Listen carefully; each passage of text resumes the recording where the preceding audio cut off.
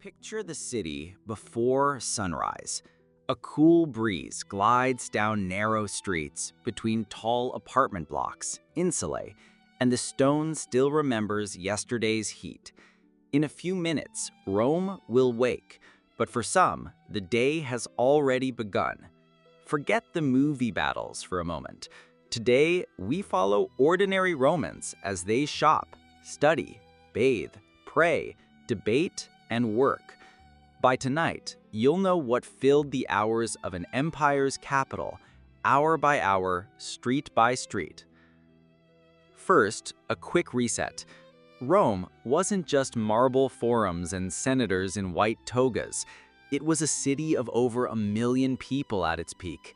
Bakers, barbers, bricklayers, bankers, students and scribes, sellers of figs, lamps, sandals, and stories.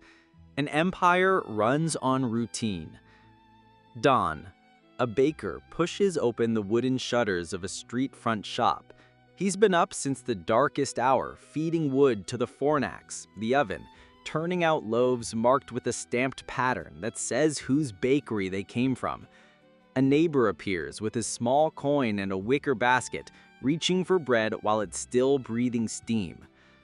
Down the block, a woman in a stola and shawl, Paula, heads for a screed fountain, an impluvium cool splash of water spilling from a spout shaped like a lion. She fills 2 clay jars. Cities need systems. Aqueducts hum above the rooftops, gravity feeding fountains day and night. People greet each other in passing. Gossip is as common as water.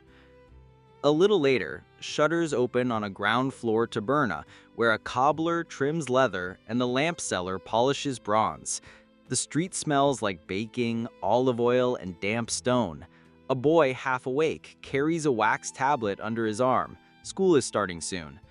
A man with short hair and a tidy beard adjusts his cloak. He's a client, on his way to visit a patronus, the patron who will give advice, maybe a small gift of food or money, sportula, and in return can ask for public support, a vote, or an introduction. Politics begins at the doorstep. Mid-morning, the forum warms in sunlight. Vendors unfurl shade awnings, purple and ochre stripes rippling. On the basilica steps, a pair of lawyers rehearse their gestures, a measured sweep of the arm, a finger counted off, a final stillness. A scribe dips a reed pen into ink and scratches lines across papyrus. Nearby, a bronze statue listens to everything. It has no choice. What about work? Rome is a city of hands. In a dye shop, workers stir a vat with sticks, turning wool a deep red. In a fullonica, launderers tread cloth in a soapy solution, ammonia from clean sources, before rinsing and stretching it to dry. On a building site, bricklayers pass tiles up a human chain, a foreman calling time with steady claps. Crafts are everywhere, and most streets have a rhythm you can tap to. Not everyone controls their own day. Some people are bound by contracts or by slavery. They haul amphoras, clean, cook, copy texts, or manage shops for a household. Status in Rome ranges widely. There are harsh edges. But inside that complexity, many tasks look familiar. Unlock, sweep, stock, serve, count, and close. Work is work, whatever century it is. Noon approaches. Shadows shrink. Shops serve simple meals, bread with olives, a bowl of lentils, maybe fish or cheese. At a thermopolium, a street food counter, steam curls from clay jars set into a marble counter. Customers lean and talk with their hands.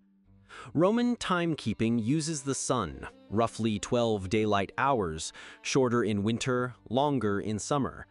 The hour stretches or shrinks, but lunch still tastes like lunch. The baths open. This is Rome's social engine.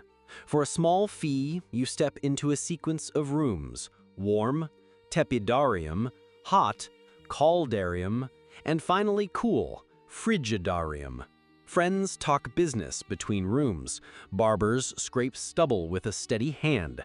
Someone hires a courier. Someone else sets up a tutoring job for a nephew. Meanwhile, in a corner, a philosopher holds an audience of 3.5, 2 of whom are only there for the shade. Oil replaces soap. A strigil scrapes it off. You leave clean, informed, and caught up. Kids? In a small, rented room, a ludi magister, a teacher, drills the alphabet. A, B, C, then grammar and simple calculations with an abacus. Well-off families hire tutors at home. Others learn at work. How to weigh, how to measure, how to write a receipt that gets respected. Knowledge is a ladder, one rung at a time. The streets themselves are a theater. Sellers shout. Fresh figs, new lamps. Donkeys clatter. A cart rattles on stone. House fronts are painted with advertisements. A dolphin for a fish seller, a pair of sandals for a shoemaker. Signboards hang above doorways. Charcoal notices on walls announce an upcoming play or a chariot team's victory. Red, white, and black paint last longer than you'd think. Afternoon brings errands. A matron visits a fuller to pick up clean clothing, inspects seams with an expert's eye, and stops at a jeweler to have a brooch pin tightened. A small boy stands carefully on a step to read a public notice, eyes narrowed, lips moving. Literacy reaches deeper than you might expect. Even basic reading helps with prices and contracts. A priest lights a lamp at a lararium, a household shrine. Little figures of the lares and penates, spirits of place and pantry, stand in a painted niche. A pinch of incense, a quiet nod. In a city this big, personal rituals anchor the day. Out by the river, Ostia's docks hum. Cranes creak. Sailors coil ropes. Grain ships unload sack after sack into a warehouse. Much of the city eats because long voyages end here. An overseer checks a weight scale, wax tablet in hand, and seals storage with a lump of clay stamped by a ring. Logistics can be beautiful when it works. Entertainment? Not only gladiators. Rome loves theater, comedies with sly servants, tragedies full of speeches, and chariot races at the circus. We won't dwell on violence, that's not today's route. But we will visit a small amphitheater later when the crowd is gone, just to hear how sound carries in stone. Late afternoon. In a tidy domus, a house of a well-off family, a steward checks accounts. Olive oil in, lamp wicks out, wages paid. A cook tests a sauce, honey, vinegar, herbs, for the evening meal. Someone fastens a festive garland on a doorway. Invitations went out yesterday. Meanwhile, in a modest insula apartment 2 floors up, dinner is simpler. Porridge brightened with cheese and greens, a few dates for sweetness. Neighborhoods have personalities. Some are craft-heavy, some quiet, some proud of their fountain, some proud of their bakery. Children race in a courtyard until someone shushes them. A dog sleeps in a slice of sunlight. A door opens and the smell of spiced lentils escapes. Overhead, laundry rivals the flags of a small fleet. Law and order live in public. A magistrate hears a property dispute under a portico. Each side speaks. A clerk notes names. The decision is not dramatic, it's practical. Disputes resolved in daylight keep knives out of the dark. Civil life is a habit, and habits are powerful. Toward evening, many stop back at the baths. Muscles unknot, news updates, a friend passes a message from a cousin. The best contracts are still written on clean hands. Sunset warms the marble. The city glows gold.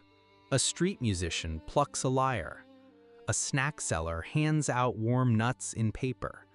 Someone tells a joke so old it's new again. The day exhales. Let's walk a slow loop to catch what we missed. In a workshop alley, a mosaicist nudges colored stone into wet mortar, one small tessera, then another, until a fish flashes to life under the hand. In a library corner, a copyist rubs pumice on a papyrus roll to erase an error, carefully, lightly, with breath held. In a courtyard, a young woman practices reading aloud, shaping Latin into music. Somewhere, a soldier on leave helps his father fix a roof beam. A retired sailor tells a child how to tie a knot. A grandmother shows a boy how to fold a cloak so it won't wrinkle. Empires run on tiny lessons like these. Night. Oil lamps glow in brackets and windows. At shrines, little flames steady the dark. A dinner party leans into conversation. A couple of neighbors play dice. In a small room, a student reviews tomorrow's lines by lamplight. The city quiets, then creaks, then quiets again. So what did Romans actually do all day? They woke early, they fetched water, they worked with hands and voices, they bartered, bargained, and bathed. They made time for shrines, for school, for shop and supper. They loved spectacle, but most days were practical. Maintenance, measurement, manners. If the empire seems grand, it's because a million ordinary routines fit together. Next time you see a picture of marble arches and purple cloaks, listen for the sounds beneath. A baker's shovel on brick, dice clicking on wood, sandals on stone, someone laughing near a fountain. That's Rome, hour by hour. Not just triumphs and titles, but habits and hands. Thank you for traveling through history with me today. If this journey sparked a thought, please give the video a like. It helps other curious minds find it. Subscribe to the channel and tap the bell so you never miss the next story. I read every comment. Tell me which era, mystery, or idea you want next, and how I can make these episodes better for you. Stay curious, and I'll see you in the next one.